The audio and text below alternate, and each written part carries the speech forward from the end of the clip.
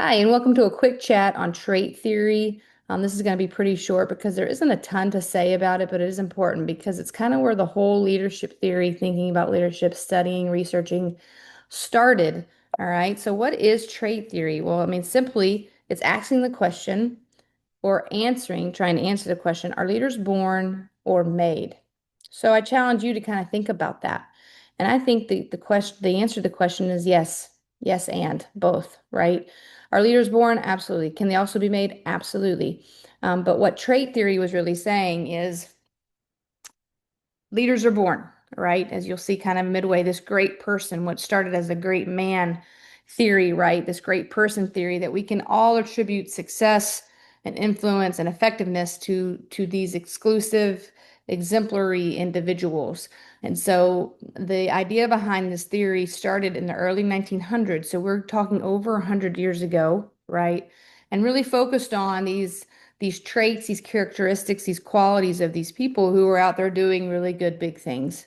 And so they studied personality traits, trying to find if there was anything in common going on with these folks, looking for this list of universal leadership traits that separated exemplary leaders from the average.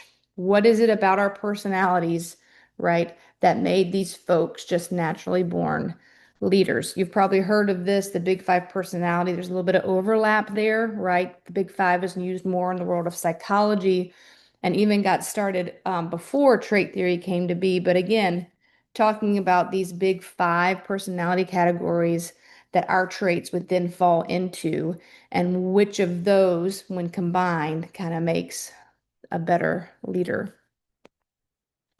There's some strengths to it, and you'll read about this in Nordhaus, right? But just a couple things.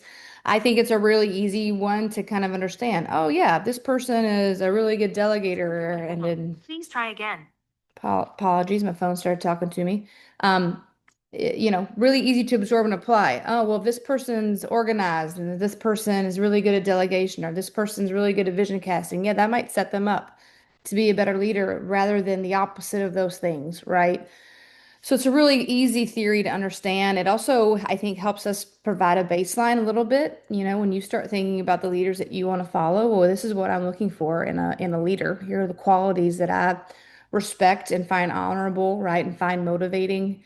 It can be a great tool for developing self-awareness. You're going to do some of this in the class today, especially in your SWOT analysis, right? You're going to start thinking about strengths and weaknesses. What are these parts of me, these things that I do and don't do, that I like and don't like? And it has been linked to leader impact. I think we can say that yes, there are some traits that do help people, right? But I think where this is missing the mark is, well, were they born with those traits, right? Or was that something that they developed over time? And I think if you're just narrowing down on trait only, then you're thinking of people who are just inherently innately born with these things, right? And so this is just a good starting point for us when it comes to leadership effectiveness, right?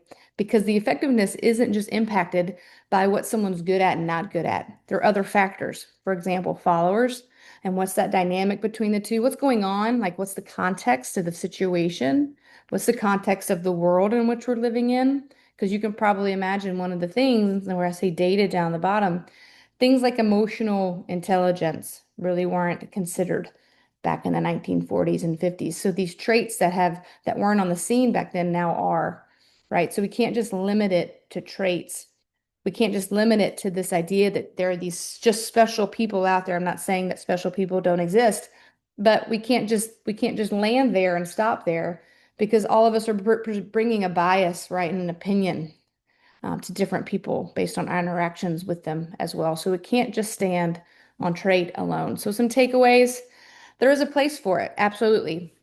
Using it in assessments for yourself and your own personal development, using it when recruiting people to come work for you and then develop those people and retain those people, right? Like, absolutely, traits should be part of the conversation because they do matter. They just don't tell the whole story. There's other things going on.